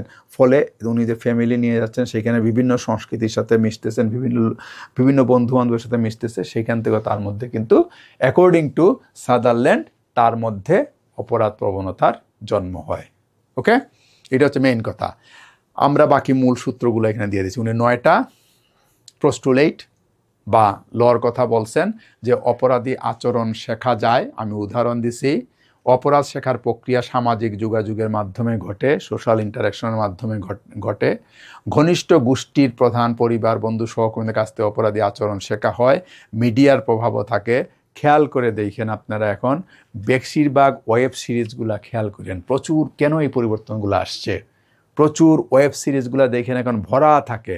ওয়েব সিরিজে প্রথমেই পাবেন, আগে একসময় কিন্তু নিষিদ্ধ ছিল, প্রচুর পরিমাণে সিগারেট খাওয়া হচ্ছে। বলেন এই বয়সী ছেলে মেয়েদেরকে দেখেন, এই যে সে যখন এইগুলার পাশে আসতেছে তখন তার মধ্যে কিন্তু এই বিষয়গুলো কিন্তু চলে আসতেছে। দিস ইজ দ্য থিওরি আমাকে বলতেছে। ওয়েব সিরিজ যত দেখবেন সব দেখবেন এখন খুন, ধর্ষণ, মারামারি, কাটাকাটি, আর এটার বিরুদ্ধে পুলিশ তখন গিয়ে খুঁজে। আপনি যদি জিটিভি দেখেন, স্টার জলসা দেখেন, দেখবেন এখানে কাহিনীগুলো দেখেন। তো তাহলে এই যে মিডিয়ার কিন্তু একটা প্রভাব অপরাধ প্রবণতার মধ্যে থেকে যাচ্ছে। তারপরে তো সোশ্যাল মিডিয়ার একটা বড় অংশ তো আছেই। অপরাধ শেখার অন্তর্ভুক্ত হচ্ছে গিয়ে সে তালা ভাঙ্গার পদ্ধতি হয়তো বা শিখে, উদ্দেশ্য প্রেরণা, যুক্তিসঙ্গত করার মনোভাবের দিক নির্দেশনা পায়। একজন শুধু চুরি করতেই শেখে না, বরং ধনীরা ঠকায় তাই চুরি ন্যায্য এমন যুক্তিও তাকে আসলে শেখানো হয়। এইভাবে করে শিখে। 5 নম্বর হচ্ছে তার আইনের প্রতি একটা মনোভাব শেখায়। ব্যক্তি আইনকে অনুকূল বা প্রতিকূল সে মূল্যায়ন শিখে। কিছু উপসংস্কৃতিকে কর ফাঁকিকে বুদ্ধিমানের কাজ হিসেবে দেখা হয়। আমরা অনেক সময় করি কিন্তু, আরে ভাই আপনার তো অনেক বুদ্ধি, কি সুন্দর করে কর ফাঁকি দিয়ে। আমি কিন্তু তাকে এটাগুলো সাবকালচার, তাকে কিন্তু আমি উৎসাহিত করে ফেললাম, অনেক বুদ্ধি তো আপনার। ইভেন আমাদের সমাজেও তো আছে যিনি আয়কর দেওয়ার সময় একজন আয়কর মানে উকিলের সাহায্য নেন, উনি ওনাকে বিভিন্ন রকমভাবে ভ্যাট ফাঁকি দেওয়া, এরকম ফাঁকি দেওয়া, এই জিনিসগুলো শিখে। আমরা এগুলো শিখবো, এগুলোকে হোয়াইট কালার ক্রাইমও বলা হয়। ঠিক আছে, এগুলো আমরা সমাজবিজ্ঞান ভাষায় আমরা ব্যাখ্যা করতে পারি। এই জন্যই আমি গত ক্লাসে বলছিলাম যে সমাজবিজ্ঞান পড়ে তার পক্ষে যেমন একটা চমৎকার ভালো মানুষ হওয়া সম্ভব, ঠিক একইভাবে যে সমাজবিজ্ঞান জানে সে সবচেয়ে একটা বদলুকও হতে পারবে। ওকে, অ্যাসোসিয়েশনের মাত্রা কি পরিমাণে মিশতেছে, ফ্রিকোয়েন্সি কতবার, স্থায়িত্ব কত দিন, অগ্রাধিকার, প্রায়োরিটি কোন পর্যায়ে এসে মিশছে, সব আমি আলোচনা করে ফেলছি। কোন পর্যায়ে এসে মিশছে, কি তীব্রতাটা কীরকম সেটা। আর মূলনীতিটা হচ্ছে একজন ব্যক্তি অপরাধী হয়ে যখন আইন ভাঙ্গার পক্ষে সে একটা নিজস্ব সংজ্ঞা দাঁড় করায়, আইন মেলে চলার বিপক্ষে সংজ্ঞাকে সে যখন ছাড়িয়ে যায় তখনই সে আসলে অপরাধী হয়। চমৎকার কথা কিন্তু উনি বলছেন। আর ওনার লাস্ট দুটো হচ্ছে গিয়ে অপরাধী শেখার প্রক্রিয়া অন্যান্য শেখার মতোই, অর্থাৎ অন্যান্য লার্নিং আমরা যেভাবে করে করি, যেভাবে করে একটা গল্প শিখি, যেরকমভাবে একটা প্রশ্নের উত্তর শিখি, ঠিক একইভাবে আমরা এটি অনুকরণ নয় বরং একটা জটিল একটি সামাজিক প্রক্রিয়ার মাধ্যমে শিখি আমরা। ঠিক আছে, অপরাধী এবং অপরাধী আচরণ একই প্রয়োজন থেকে উৎপন্ন হতে পারে। অর্থের প্রয়োজনে একজনকে চুরি করতে পরিচিত করতে পারে, আবার অন্যজনকে কঠোর পরিশ্রম করতে পারে। তত্ত্বের গুরুত্ব এটা এখন পর্যন্ত জৈবিক মনস্তাত্ত্বিক দৃষ্টিভঙ্গিকে চ্যালেঞ্জ করছে। আর গ্যাং ভায়োলেন্স, সাইবার ক্রাইম, এখনকার যে সাইবার ক্রাইম, যৌন অপরাধ, এগুলোকে কিন্তু চমৎকার আধুনিককালে আমাদেরকে বুঝতে সাহায্য করে। সাদারল্যান্ডের বিভিন্নমুখী মেলামেশা তত্ত্বের মধ্যে আমরা আরও দুটো ক্রাইমের সন্ধান পাই। একটা ক্রাইমের কথা বলছেন হোয়াইট কালার ক্রাইম, এটা হচ্ছে হোয়াইট কলার, এখান থেকে আসছে হোয়াইট কলার ক্রাইম। যে প্রথম উনি এই ধারণাটা দিচ্ছেন, এটা কিন্তু একটা গুরুত্বপূর্ণ প্রশ্ন। কারা করে? উচ্চশিক্ষিত লোকজন করে, কর ফাঁকি দেয়। ঠিক আছে, সে ভ্যাট ঠিক মতো দেয় না, সে একটা ফাইল নিয়ে দীর্ঘসূত্রিতা করতেছে, ঘুষ নিচ্ছে, ধরা যাচ্ছে না। নৈতিক থাকা সত্ত্বেও অফিসে কিছু ছোটোখাটো চুরি অসুস্থতা দেখে মানসিকতায় স্বাভাবিক মনে হতে শুরু করে, ধীরে ধীরে নিজেকে সে ন্যায্যতা দেয়, এরকম করে সে সেই ব্যক্তি সুযোগ বুঝে হোয়াইট কালার ক্রাইমে অংশগ্রহণ করে। ঠিক আছে, নিকট সম্পর্কের মাধ্যমে শেখা, সে দেখছে অফিসের বস করে, আস্তে আস্তে নিজেও শিখে ফেলছে। ঠিক আছে, আরেকটা হচ্ছে অর্গানাইজড ক্রাইম, যেমন যারা মাফিয়া চক্র, যারা বড় বড় মাদকা, অনেক পরিবারের জন্মগত ছোটোবেলা থেকেই সেই সংস্কৃতির মধ্যে বড় হয়। এটা ড্রিউয়ের কথা, 2021 সালের কথা। পরিবার আত্মীয়ের আমন্ত্রণ শক্তিশালী ভূমিকা রাখে, তবে সবার ক্ষেত্রে তা ঘটে না। ঠিক আছে, যেমন অনেক ইতালীয় আমেরিকান পরিবার থেকে পুলিশ অফিসারও হয়েছে, যদিও তাদের আত্মীয়রা মাফিয়ায় যুক্ত ছিল। এটা একটা বিপরীত একটা ধারণা প্রচলিত আছে। যাই হোক, আমরা হচ্ছে ডিফারেন্সিয়াল অ্যাসোসিয়েশন, যাদের অপরাধের সাথে ঘনিষ্ঠ সম্পর্ক বেশি তাদের মধ্যে অপরাধে জড়ানোর সম্ভাবনা থাকে বেশি, যাদের অপরাধমুক্ত সম্পর্ক বেশি তারা অপরাধ থেকে দূরে থাকে বেশি। সহজ কথায় বলছেন। ঠিক আছে, তাহলে মূল কথাটা হচ্ছে গিয়ে বিচ্যুতি। আচ্ছা, তারপরে হচ্ছে কি আমরা একটা লেভেলিং থিওরিতে আসি। লেভেলিং থিওরি আরেকটা, যেটা আরেকটু ডিটেলস বলে দিলাম। বিচ্যুতি আসলে অন্যদের প্রতিক্রিয়ার ফল, কাজের নিজস্ব গুণ নয়। সমাজ যখন কাউকে বিচ্যুতি বলে লেভেল দেয় তখন ব্যক্তি ধীরে ধীরে সেই পরিচয় গ্রহণ করে। একটা তার প্রাইমারি ডেভিয়েন্স হয়, তার সেকেন্ডারি ডেভিয়েন্স হয়। এককালীন তার ছোটো বিচ্যুতি হইতে পারে যা পরিচয়কে প্রভাবিত করে না। বারবার বিচ্যুতি হয়, সমাজ তাকে লেভেল দেয়, ব্যক্তি নিজেকে বিচ্যুতি হিসেবে মেনে এনে যা ঠিক আছে, চুরজন কইছে চুরিই করব। ইভেন খেয়াল করে দেখেন বাংলাদেশে কিন্তু বাংলাদেশের নাটকগুলোতে একসময় কিন্তু চরম ব্যাপকভাবে চুরি করাটাকে আমরা একেবারে আমাদের সংস্কৃতিতে ঢুকাই ফেলছি। চুর নিয়ে অসংখ্য আমাদের হুমায়ুনের মধ্যে নাটক আছে, বৃন্দাবন দাসের নাটক আছে, প্রচুর নাটক আছে চুর নিয়ে। কেন খেয়াল করে দেখেন, এরকমভাবেই চলে আসছে কিন্তু এইগুলা সংস্কৃতির মাধ্যমে কেন জানি জিনিসগুলা আমাদের মধ্যে কিন্তু কিন্তু খুব কম দেখবেন আপনি, খুব কম খেয়াল করে দেখেন যে এটা হচ্ছে সোশ্যোলজি অফ মিডিয়া। মানে এটা আলোচনায় আসলো দেখে একটু মনে থাকতে বলে দিই। এগুলো একটা মানে বিভিন্নমুখী আলোচনার ক্ষেত্রে বা কোনো সিদ্ধান্তমূলক যখন কোনো প্রশ্ন আসবে সেখানে আমাকে সাহায্য করবে। যে কোনো অবস্থায় দেখা যায় যে মিডিয়া কি করে, যে একটা দরিদ্র একটা ছেলে কীরকমভাবে সে পড়াশোনা করে, ভালো পড়াশোনা করে কীভাবে করে সে বড় হলো, সেটার কোনো ইতিহাস বা কাহিনী খুব কম পাবেন। আপনি পাবেন হচ্ছে গিয়ে খুব এগুলোকে বলে আমরা পপুলার কালচার, যে পপুলার যে সকল কালচার এগুলো নিয়ে আসলে নাটক সিনেমা হয়ে যায়। উদাহরণ আচ্ছা, তারপরে আমরা আসি গিয়ে আরও কিছু প্রকারভেদের মধ্যে, যেমন আমরা হচ্ছে সহিংস অপরাধ, হত্যা, ধর্ষণ, ডাকাতি, এগুলা হত্যার বেশিরভাগ ঘটনায় এই ক্ষেত্রে এটা হচ্ছে বৈশিষ্ট্য হচ্ছে গিয়ে সহিংস অপরাধের হত্যার বেশিরভাগ ক্ষেত্রে পরিচিত সংগঠিত হয় আবেগপ্রবণ, হয়তো আগ্নেয়াস্ত্র ব্যবহার।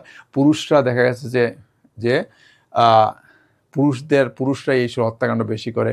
একই জাতির মধ্যে একটু হত্যাকাণ্ডটা বেশি হয়। ভৌগোলিক পার্থক্য, বড় শহরে হত্যার চেয়ে বড় শহরে হত্যার হার ছোটো শহরের চেয়ে বেশি হয়। আরেক ধরনের অপরাধ হচ্ছে সম্পত্তি অপরাধ, প্রপার্টি ক্রাইম। এটা কি হয়, এখানে চুরি, ডাকাতি, গাড়ি চুরি, অগ্নিসংযোগ, এগুলো হচ্ছে গিয়ে অপেশাদার বা পেশাদার হতে পারে। বেশিরভাগ অপরাধী তরুণ, অদক্ষ। আবার কিছু পেশাদারও থাকে। সম্মতিসূচক অপরাধ, এটা একটা গুরুত্বপূর্ণ। সম্মতিসূচক মানে আমরা বলি এটাকে ভিকটিমলেস ক্রাইম। ভিকটিমলেস অর্থাৎ অর্থাৎ যিনি ক্ষতিগ্রস্ত হচ্ছেন, উনি যে অপরাধের শিকার হচ্ছেন সেটা উনি বুঝতেছেন না। ভিকটিমলেস ক্রাইম, যেমন অবৈধ মাদক ব্যবহার, পতিতাবৃত্তি, জুয়া, পর্নোগ্রাফি, এগুলো হচ্ছে গিয়ে ভিকটিমলেস ক্রাইম বলা হয়। ঠিক আছে, এইগুলার পিছনে আবার কিছু কাজ করে। এগুলোকে সরকার কতটা নিষিদ্ধ করবে, এটা একটা প্রশ্ন থাকে। নৈতিকতা ভার্সেস ব্যক্তি স্বাধীনতা, এটা থাকে কিন্তু এই যে এইটার মধ্যে নৈতিকতা ভার্সেস ব্যক্তি স্বাধীনতা তো তর্ক হতে পারে। জুয়া, নৈতিকতা ভার্সেস ব্যক্তি স্বাধীনতা। পর্নোগ্রাফি, নৈতিকতা ভার্সেস ব্যক্তি স্বাধীনতা। আমার কিন্তু তুলনা হতে পারে, এই জন্য এইগুলাকে বলা হয় ভিকটিমলেস ক্রাইম। আরেকটা হচ্ছে কিশোর অপরাধ। আমরা এখানে সংজ্ঞাগুলা দিছি। 18 বছরের কম বয়সী, এইটা কোথা থেকে? বাংলাদেশের শিশু আইন ধারা 4 থেকে।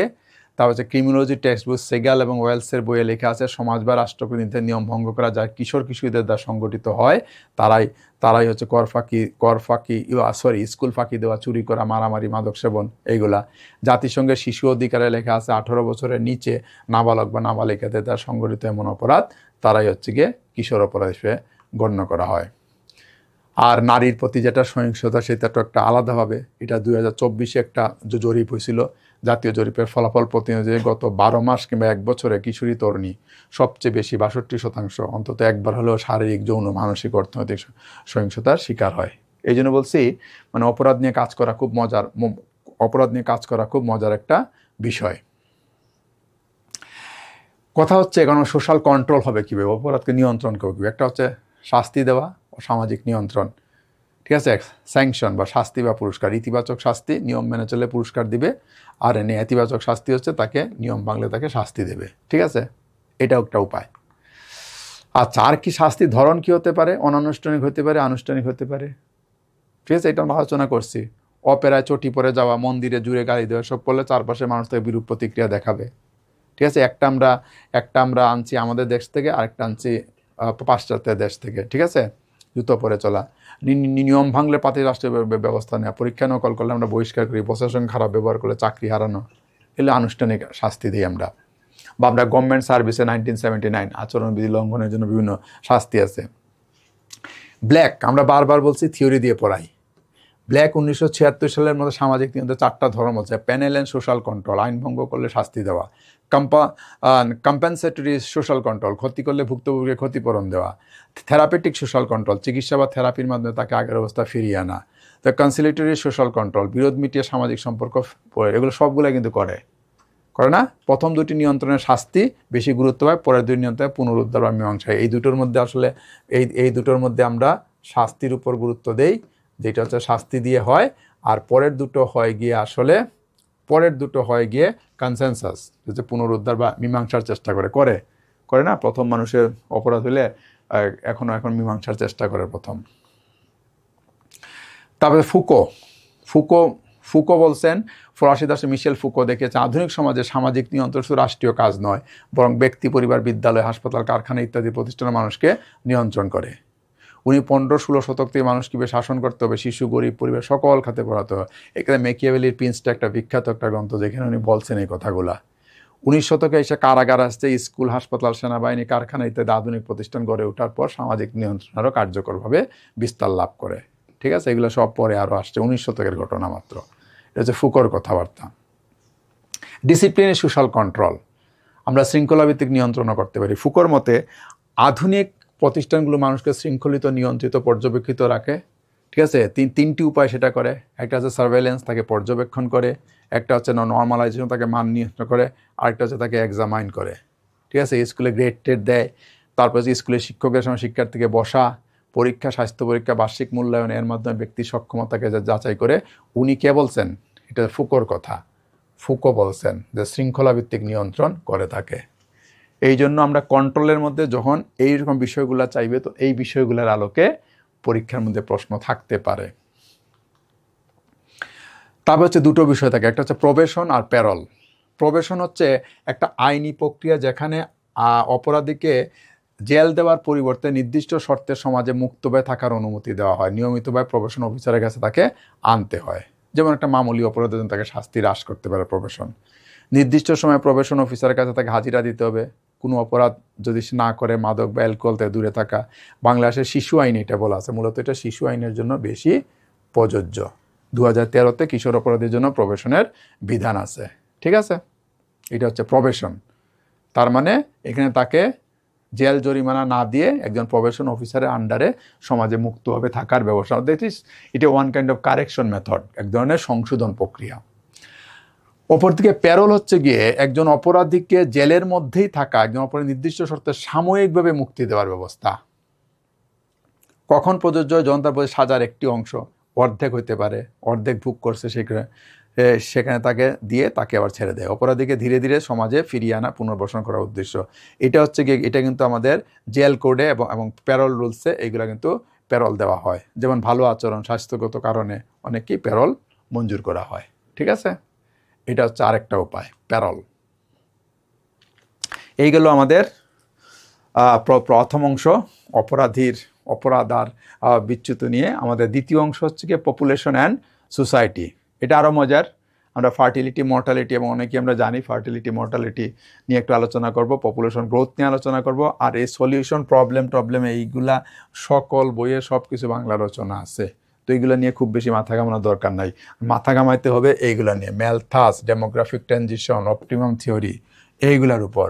তারপরে ফার্টিলিটি, মর্টালিটি, মাইগ্রেশন, এই সকল থিওরির উপর ব্যবহার হতে হবে। আর এই দুটো হচ্ছে গিয়ে দয়া করে আপনারা যে কোনো বই থেকে, বাংলা রচনা হোক, ইংরেজি রচনা হোক, সমাজবিজ্ঞানের সকল বইয়ে, সোশ্যাল ওয়ার্কের বইয়ে, সকল জায়গায়, ইকোনমিক্সের বইয়ে, রাষ্ট্রবিজ্ঞানের বই, এগুলা পাওয়া যাবে 9.2 আর 9.4।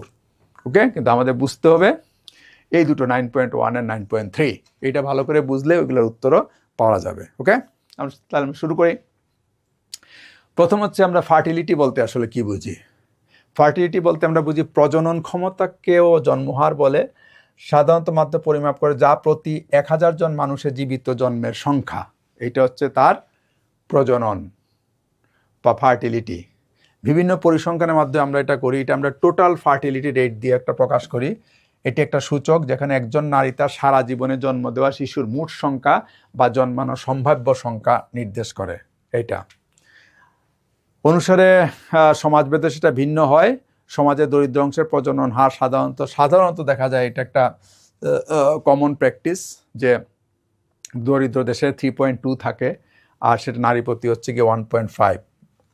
ঠিক আছে, প্রজনন হার যত বেশি হবে স্বাভাবিকভাবেই একটি দেশের লোক সংখ্যাও আসলে তত বেশি বাড়বে। প্রজননের সাথে কতগুলো বিষয় একটু জড়িত আছে, একটু খেয়াল করে দেখেন। যে একটা হচ্ছে ফার্টিলিটি, পুরুষ ও নারী উভয়ের জীবিত সন্তান জন্মদানের প্রকৃত সংখ্যা। ঠিক আছে, রিপ্রোডাকশন কেবলমাত্র নারী সন্তানের প্রকৃত জন্ম, এটাকে বলি থাকে আমরা রিপ্রোডাকশন। ফেকান্ডিটি, জীবিত সন্তান জন্মদানের জৈবিক সক্ষমতাকে বলা হয় ফেকান্ডিটি। মনে রাখতে হবে ফার্টিলিটি, ফেকান্ডিটি, এটার মধ্যে একটা পার্থক্য আছে। এটা হচ্ছে তার জৈবিক সক্ষমতা ফেকান্ডিটি, আর ফার্টিলিটি হচ্ছে গিয়ে জীবিত সন্তান জন্মদানের প্রকৃত সংখ্যা, কতগুলো সন্তান জন্ম দেয়। চাইল্ড বিয়ারিং ইয়ার, সন্তান ধারণের বয়স সাধারণত 15 থেকে 49 বছর, আর বিকশিত দেশগুলোর ক্ষেত্রে সাধারণত 15 থেকে 44 বছর পর্যন্ত এরকম কোনো কোনো ক্ষেত্রে দেখা যায়। প্রজনন ক্ষমতাকে আমরা এই উপায়ে হিসাব করতে পারি। একটা হচ্ছে ক্রুড বার্থ রেট, যেটা সিবিআর বলি, প্রতি 100 জনের মানুষ জীবিত জন্মের সংখ্যা। আরেকটা বলে জিএফআর, জেনারেল ফার্টিলিটি রেট, 50 থেকে 49 বছর বয়সী প্রতি 1000 নারীতে জন্ম নেওয়া শিশুর সংখ্যা। এই স্পেসিফিক নির্দিষ্ট বছরে 20 থেকে 24, 25 থেকে 26 এরকম আমরা গ্রাফ দিয়ে সাধারণত দেখি। আমরা এরকম গ্রাফটা ইউ আকৃতির মতো হয়, এরকম করে আমরা দেখি। টোটাল ফার্টিলিটি রেটটা সবচেয়ে জনপ্রিয় একটা সূচক। সবচেয়ে জনপ্রিয় সূচক হচ্ছে গিয়ে টোটাল ফার্টিলিটি রেট। আসলে ফার্টিলিটি রেট বলতে টোটাল ফার্টিলিটি রেটকেই বোঝায়।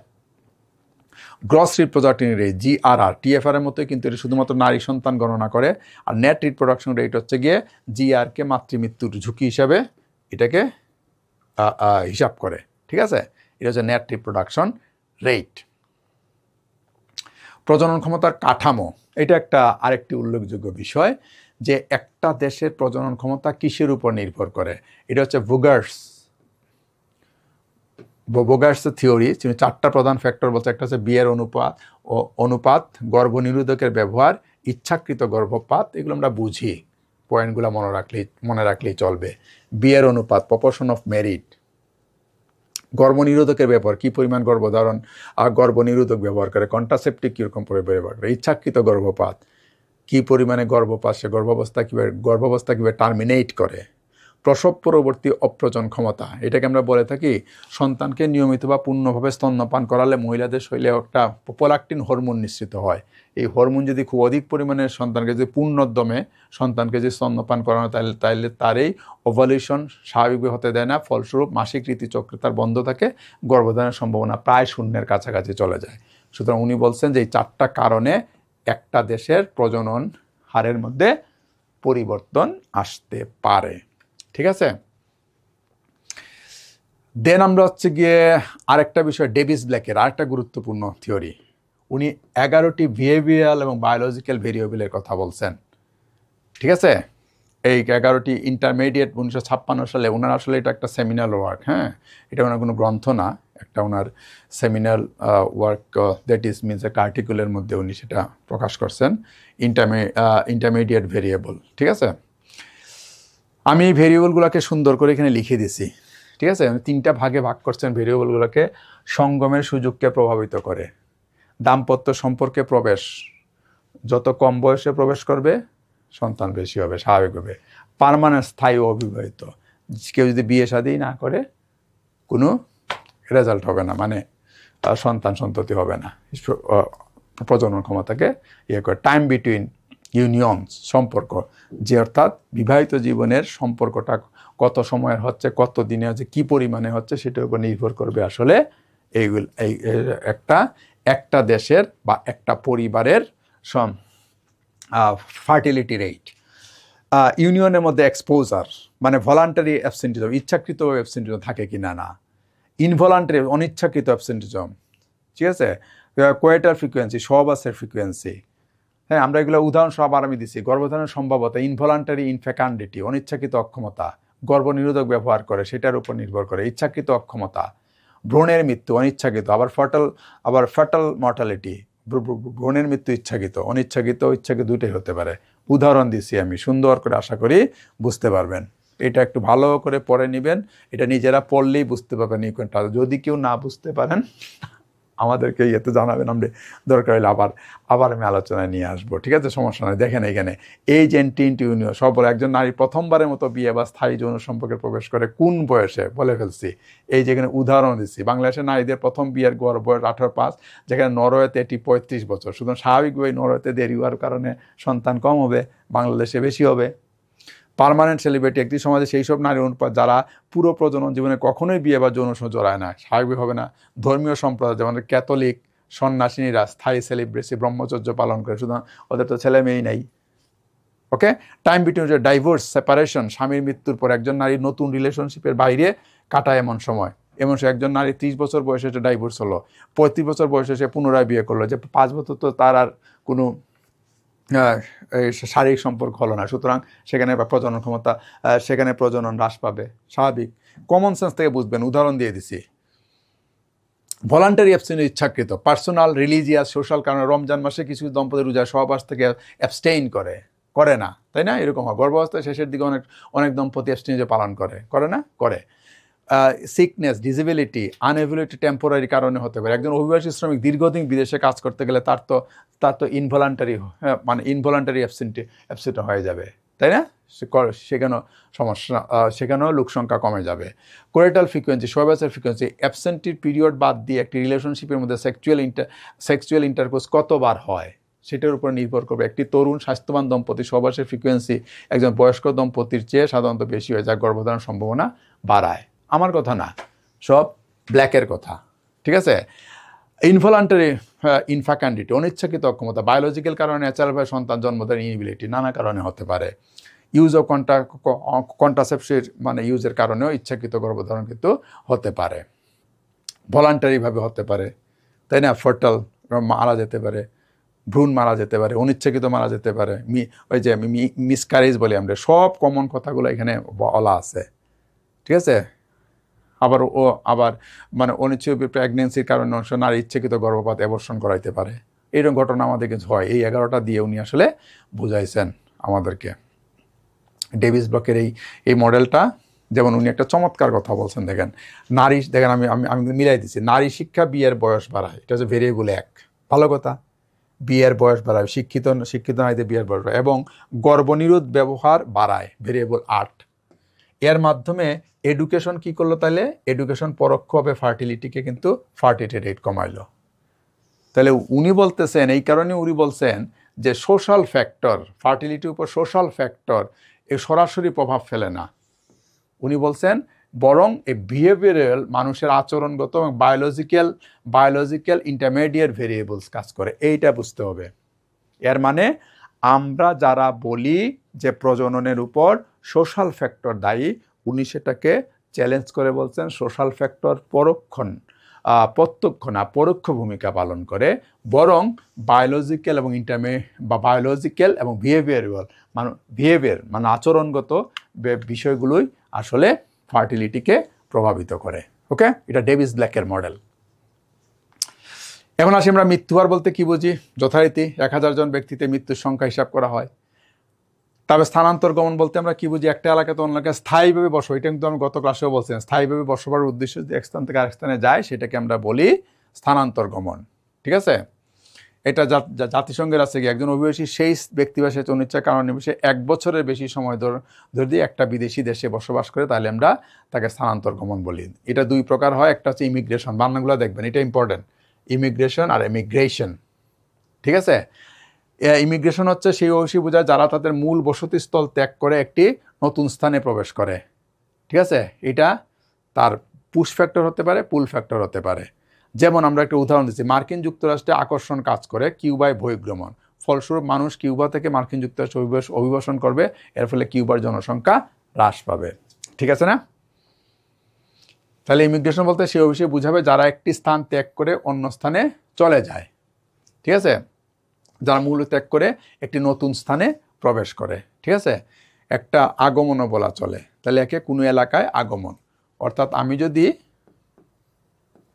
এর থেকে বিতে যাই, তাহলে এর জন্য বির জন্য ওই ব্যক্তি হচ্ছে আমার ইমিগ্রেশন, আর এর জন্য সেটা হচ্ছে এমিগ্রেশন। ঠিক আছে, আর জনসংখ্যার প্রাকৃতিক বৃদ্ধিকে আমরা সাধারণত আমরা এইভাবে প্রকাশ করি। যেমন ধরি, একটি স্থানে যদি 1000টি এবং মৃত্যু যদি 100টি হয়, তাহলে প্রাকৃতিক বৃদ্ধি হবে খুব স্বাভাবিকভাবে 900। আর জনসংখ্যার প্রকৃত বৃদ্ধিকে আমরা হিসাব করি এইভাবে, জন্ম থেকে মৃত্যু বাদ দেই, তার অভ্যন্তরীণ অভিবাসন কারা এসে ঢুকলো আর কারা এখান থেকে গেল। এই যে এখান থেকে উদাহরণ দিয়ে গেছি, ইমিগ্রেশন, এমিগ্রেশন। ঠিক আছে, এটা এটা এটা আই, আর এটা ওকে, যারা গেল। তাহলে একটি স্থানে যদি জন্ম হয় 500, আর ইমিগ্রেশন যদি হয় 75 জন, আর প্রবাসী অভিবাসী যদি থাকে অভিবাসী বা ইমিগ্রেশন 30 জন, তার প্রকৃত বৃদ্ধি কত হবে? এই হচ্ছে জন্ম থেকে মৃত্যু বাদ দিলাম, 500 থেকে 50 আর 75 থেকে 30, এই হচ্ছে 495 জন। ঠিক আছে, এইভাবে করে হিসাবটা মনে রাখবেন। চমৎকার একটা অঙ্কের মতো করে দিয়ে দিয়েছি, এটা মনে রাখলেই চলবে। লির একটা মাইগ্রেশন থিওরি আছে। উনি দুটো কথা বলছেন, যে একটা পুশ ফ্যাক্টর আর একটা হচ্ছে পুল ফ্যাক্টর। এটা হচ্ছে অরিজিন থেকে ডেস্টিনেশন, যে লোকজন যে যাবে এইখান থেকে তার কিছু একটা হচ্ছে পুশ ফ্যাক্টর, তাকে বাধ্য করে। যেগুলা মাইনাস হচ্ছে এগুলো হচ্ছে গিয়ে পুশ, আর যেগুলা প্লাস এগুলো হচ্ছে গিয়ে পুল, তাকে টানে, আকর্ষণ করে। ঠিক আছে, আর মাঝামাঝি কিছু অন্তরক থাকে। আমরা উদাহরণ দেই। বিকর্ষণ বলতে অভিবাসীদের নিজ দেশে প্রেরণ অঞ্চলে সেই অবস্থা পরিস্থিতিকে বোঝায় যা তাদেরকে ঠেলে দেয়। এগুলোর মধ্যে প্রায়শই অর্থনৈতিক কষ্ট, কর্মসংস্থান, ওই যে আমার দেশ ছেড়ে আমি চলে যাচ্ছি বিদেশে। ঠিক আছে, এটা পুশ ফ্যাক্টর। আর যে পড়াশোনার জন্য উন্নত দেশে সেকেন্ড হোম করতে চাচ্ছে, কানাডায় আমার সেকেন্ড হোম করতে চাচ্ছি, এটা হবে কি আকর্ষণ। এটা হচ্ছে কি পুল ফ্যাক্টর। আর অর্থ কষ্টে দুবাই যাচ্ছি, এটা হচ্ছে গিয়ে আমার পুশ ফ্যাক্টর। ঠিক আছে, রাজনৈতিক কারণে নিজের এলাকা ছেড়ে অন্য এলাকায় চলে যাচ্ছি, বছরের পর বছর থাকতে পারতেছি না, আমার এটা হচ্ছে পুশ ফ্যাক্টর। নদী ভাঙ্গন, পুশ ফ্যাক্টর। ঠিক আছে, শহরের উন্নত জীবনযাপনের টান, এটা হচ্ছে কি আমার পুল ফ্যাক্টর। মাঝখানে কিছু প্রতিবন্ধক থাকে, যদি আবার মাঝখানে পাহাড় বন্দর টন্দর থাকে, নদী টদি থাকে, মহাসাগর থাকে, সাধারণত দেখা যায় তখন সে আর যায় না। বা যদি ভাষা থাকে, ভাষাগত সমস্যা থাকলে সে যাবে না। এটা হচ্ছে ওনার অন্তরায়ক প্রতিবন্ধক।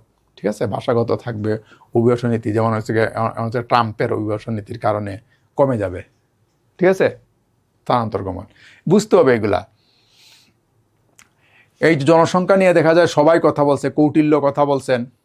একটা জাতির জন্য উনি রাজনৈতিক, অর্থনৈতিক, মিলিটারি স্ট্রেংথ হিসেবে দেখছেন। ইবনে খালদুল বলছেন জনসংখ্যার বৃদ্ধি কীরকমভাবে কাজ করে। কনফুসিয়াস বলছেন জনসংখ্যা এনভায়রনমেন্টকে একসাথে নিয়ে বলছেন। প্লেটো বলছেন জনসংখ্যার অ্যাবসোলিউট লিমিট আরোপের পক্ষ ছিলেন, যে রেস্ট্রিকশন দেওয়া দরকার। সবাই কথা বলছেন এগুলো নিয়ে। তারপরে আসছেন ম্যালথাসের মূল কথা হচ্ছে কি জনসংখ্যা বৃদ্ধি পায় জ্যামিতিক হারে, জিওমেট্রিক প্রগ্রেশন, আর খাদ্য সরবরাহ বৃদ্ধি পায় গাণিতিক হারে। তার মানে প্রতি 25 বছরে একটা দেশের জনসংখ্যা দ্বিগুণ হয়ে যাবে। খাদ্য এবং জনসংখ্যার মধ্যে ভারসাম্যহীন দেখা দেবে, দ্বিগুণ হয়ে যাবে। যদি আমরা নিয়ন্ত্রণ করার জন্য বলছেন ধনাত্মক নিয়ন্ত্রণ, যদি নিয়ন্ত্রণ না করি প্রকৃতি দ্বারাই নিয়মিত হয়ে যাবে দুর্ভিক্ষ নিয়ে। আর তা না হলে আমাদেরকে প্রতিরোধ ব্যবস্থা নিতে হবে। কি করতে হবে? আমার প্রতিরোধ ব্যবস্থা নিতে হবে, যে প্রতিরোধ ব্যবস্থাটা হচ্ছে গিয়ে আমার দেরিতে বিয়ে করতে হবে, নৈতিক সংযম করতে হবে। ম্যালথাস কন্ট্রাসেপ্টিভ মেথডের এক্সপ্লিসিট বিরোধিতা করেননি, কিন্তু পছন্দ করতেন মোরাল রেস্ট্রেইন্ট। ঠিক আছে, তখন পর্যন্ত উনি এই কন্ট্রাসেপ্টিভের কথা আসলে ওইভাবে করে বলেন নাই, তবে মোরাল রেস্ট্রেইন্টকে উনি গুরুত্ব দিতেন। এবং এটা আমরা ম্যালথাসিয়ান ফাঁদ বলি। কৃষির উন্নতি, খাদ্য উৎপাদন বৃদ্ধি পাচ্ছে, জনসংখ্যা বৃদ্ধি পাচ্ছে, অতিরিক্ত জনসংখ্যা, তার ফলে খাদ্যের অপ্রতুলতা, তার ফলে দুর্ভিক্ষ, মৃত্যু, আবার জনসংখ্যা স্থিতিতে ফিরে আসে, এবং এটি একটি চক্রাকার প্রক্রিয়া আবার চলতে থাকে। ওকে, এটাকে আমরা বলি ম্যালথাসিয়ান ট্র্যাপ।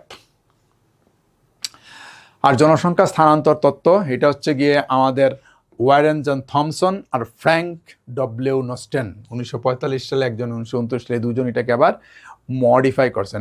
এটা ডেমোগ্রাফিক ইতিহাস ব্যাখ্যা করছেন, আর কিচ্ছু না, নাথিং এলস। ইউরোপকে মাথায় রেখে, এই জন্য খুব বেশি জনপ্রিয় হয় নাই। প্রথম ধাপে বলছেন যে জন্ম আর মৃত্যু আর উভয়ই থাকে বেশি, এই যে এখানে আমরা গ্রাফ সহ দিয়ে দিছি, বেশি থাকে। দ্বিতীয় ধাপে এসে জন্ম আর বেশি থাকে, মৃত্যু আর কমতে শুরু করে। কি কারণে? স্বাস্থ্যসেবা শ্রেণীশেষ উন্নতি হয়, জনসংখ্যা দ্রুত বৃদ্ধি পায়। তৃতীয় ধাপে এসে আবার শিল্প নগরায়নের ফলে জন্ম আর কমতে থাকে, জীবনমান উন্নতি হয়, পরিবারকে প্রচলিত জনসংখ্যা বৃদ্ধি আবার ধীর হয়ে যায়। চতুর্থ ধাপে এসে জন্ম আর মৃত্যু আর উভয়ই কম হইতে থাকে, জনসংখ্যা স্থিতিশীল হইতে থাকে, উন্নত শিল্পোন্নত দেশে এগুলো দেখা যায়। পঞ্চম ধাপে এসে বলছেন জন্ম আর মৃত্যু হচ্ছে নিচে নেমে যায়, জনসংখ্যা হ্রাস পেতে শুরু করে, প্রবীণ জনসংখ্যার পরিমাণ দেখা যায়। এই গ্রাফটা এবং দেখলেই পুরো দেখা যায়, birth rate, death rate, total population projection দেখা গেছে। ঠিক আছে, ওনাদের মেইন কথাটা হচ্ছে সোসাইটি একটি গ্রামীণ কৃষিভিত্তিক ইলিটারেট সোসাইটি থেকে আরবান ইন্ডাস্ট্রিয়াল লিটারেট মডার্ন সোসাইটিতে রূপান্তরিত হয়, এবং হাই ফার্টিলিটি হাই মর্টালিটি থেকে লো ফার্টিলিটি লো মর্টালিটির দিকে গমন করে। আর মার্ক্সবাদীদের পুরনো কথাই আমায়, তো এটাতে আমি আর সময় ব্যয় করি না। মার্ক্সের মূল কথাই হচ্ছে গিয়ে ধনী দরিদ্রের বৈষম্য করে রাখছো, মজুরি কম দিয়ে রাখতেছ, সুতরাং জনসংখ্যা বাড়বেই। জনসংখ্যাকে তোমরা একটা সমস্যা হিসেবে দাঁড় করাচ্ছ। অতিরিক্ত জনসংখ্যার মূল কারণ হচ্ছে গিয়ে পুঁজিবাদী সমাজের এবং পুঁজিপতিরা সম্পদ সঞ্চয় করা শ্রমিক শ্রেণীকে দরিদ্র বানায় রাখতেছে। ঠিক আছে, সমাধান করতে জনসংখ্যা নিয়ন্ত্রণ নয়, বরং করতে হবে পুঁজিবাদকে উৎখাত করতে হবে, সমাজতন্ত্র প্রতিষ্ঠা করতে হবে।